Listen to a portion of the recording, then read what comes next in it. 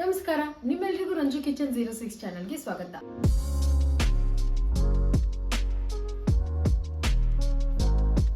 So ಇವತ್ತು ನಾನು ಮನೆಯಲ್ಲಿ ಕೀಮಾ ಫ್ರೈ ಮಾಡ್ತಾ ಇದ್ದೆ. ಅದನ್ನು ಹೇಗೆ ಮಾಡ್ತೀನಿ ಅಂತ ತೋರಿಸ್ಕೊಡ್ತೀನಿ. ಸೊ ಅದಕ್ಕೂ ಮುಂಚೆ ಇನ್ನೂ ಯಾರು ನನ್ನ ಚಾನಲ್ಗೆ ಸಬ್ಸ್ಕ್ರೈಬ್ ಆಗಿಲ್ಲ, ಸೊ ಪ್ಲೀಸ್ ಹೋಗ್ಬಿಟ್ಟು ಸಬ್ಸ್ಕ್ರೈಬ್ ಆಗಿ ಹಾಗೂ ಈ ವಿಡಿಯೋನ ಸ್ಕಿಪ್ ಮಾಡದೆ ನೋಡಿ. ಸೊ ಬನ್ನಿ ತಡ ಮಾಡದೆ ಸ್ಟಾರ್ಟ್ ಮಾಡೋಣ. ನಾನು ಒಂದು 1/4 kg ಕೀಮಾನ ತೊಗೊಂಡಿದ್ದೀನಿ. ಇದನ್ನು ನಾನು ಆಲ್ರೆಡಿ ವಾಶ್ ಮಾಡಿ ಇಟ್ಕೊಂಡಿದ್ದೀನಿ. ನಾನು 2 ಟೊಮೊಟೊ ತೊಗೊಂಡಿದ್ದೀನಿ.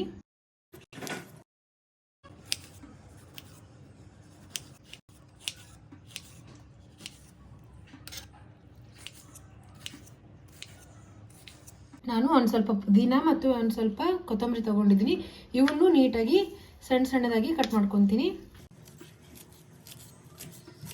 ಮಟನ್ ಕೀಮಾ ಮಾಡೋದಕ್ಕೆ ಏನೇನು ಐಟಮ್ಸ್ ಬೇಕಾಗುತ್ತೆ ಅಂತಂದರೆ 1 ಟೇಬಲ್ ಸ್ಪೂನಷ್ಟು ಖಾರದ ಪುಡಿ, 1/2 ಟೇಬಲ್ ಸ್ಪೂನಷ್ಟು ಗರಂ ಮಸಾಲ, 1/2 ಟೇಬಲ್ ಸ್ಪೂನಷ್ಟು ಅರಿಶಿಣ ಪುಡಿ, ಮತ್ತು 1 ಟೇಬಲ್ ಸ್ಪೂನಷ್ಟು ಶುಂಠಿ ಬೆಳ್ಳುಳ್ಳಿ ಪೇಸ್ಟ್, ಮತ್ತು 1/2 ಟೇಬಲ್ ಸ್ಪೂನಷ್ಟು ಉಪ್ಪು.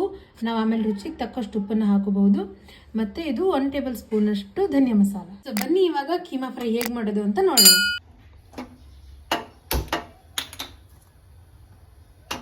ನಾನು 2 ರಿಂದ 3 ಟೇಬಲ್ ಸ್ಪೂನಷ್ಟು ಎಣ್ಣೆ ಹಾಕೊತಾ ಇದ್ದೀನಿ.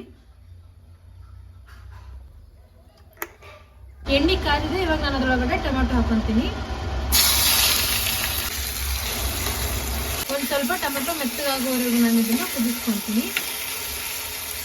ಆವಾಗಲೇ ಕಟ್ ಮಾಡಿ ಇಟ್ಕೊಂಡಿರೋ ಕೊತ್ತಂಬರಿ ಮತ್ತು ಪುದೀನಾನ ಹಾಕೊತಿದ್ದೀನಿ. 1 ನಿಮಿಷ ನೀಟಾಗಿ ಫ್ರೈ ಮಾಡ್ಕೊಂಡಾದ್ಮೇಲೆ ಆವಾಗಲೇ ತೋರಿಸಿದ್ನಲ್ಲ ಎಲ್ಲ ಐಟಮ್ಸ್ ಅವನ್ನೆಲ್ಲ ಹಾಕೋಬೇಕು. ಅದಕ್ಕೂ ಮುಂಚೆ ಫಸ್ಟಾಗಿ ನಾವು ಅಲ್ಲ ಬೆಳ್ಳುಳ್ಳಿ ಪೇಸ್ಟನ್ನು ಹಾಕ್ಕೊಂಡು 1 ನಿಮಿಷ ಫ್ರೈ ಮಾಡ್ಕೋಬೇಕು. ಶುಂಠಿ ಬೆಳ್ಳುಳ್ಳಿ ಪೇಸ್ಟ್ದು ಹಸಿ ವಾಸನೆ ಹೋಗೋವರೆಗೂ ಇದನ್ನು ನೀಟಾಗಿ 1 ನಿಮಿಷ ಫ್ರೈ ಮಾಡ್ಕೊಂಡಿದ್ದೀನಿ. ಅದ್ರ ನಂತರ ಖಾರ, ಉಪ್ಪು, ಮಸಾಲ, ಅರಿಶಿಣ ಎಲ್ಲ ಹಾಕೊಳ್ತಿದ್ದೀನಿ.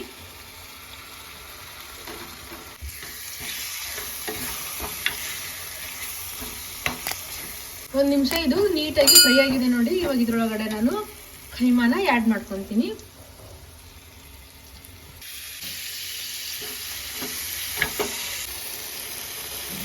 ಇವಾಗ ನಾನು ಒಂದು 5 ನಿಮಿಷ ಮಟನಿನ ಹಸಿ ವಾಸನೆ ಹೋಗೋವರೆಗೂ ಇದನ್ನ ನೀಟಾಗಿ ಫ್ರೈ ಮಾಡ್ಕೊಂಡಿದ್ದೀನಿ.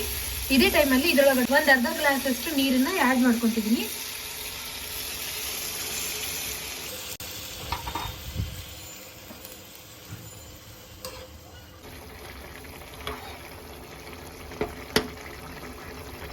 So finally mutton keema fry ready ಆಯಿತು ನೋಡಿ, ಎಷ್ಟು ಚೆನ್ನಾಗಿದೆ. ಬನ್ನಿ ಇವಾಗ ಇದನ್ನು ನಾನು ಸರ್ವ್ ಮಾಡ್ಕೊತೀನಿ.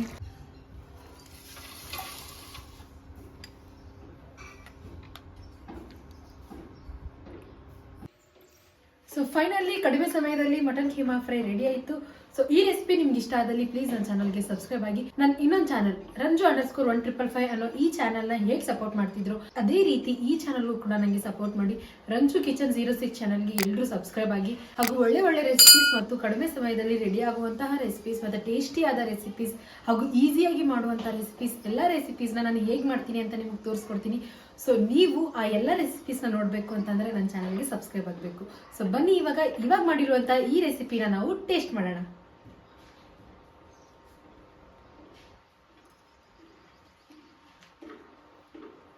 Thanks for watching.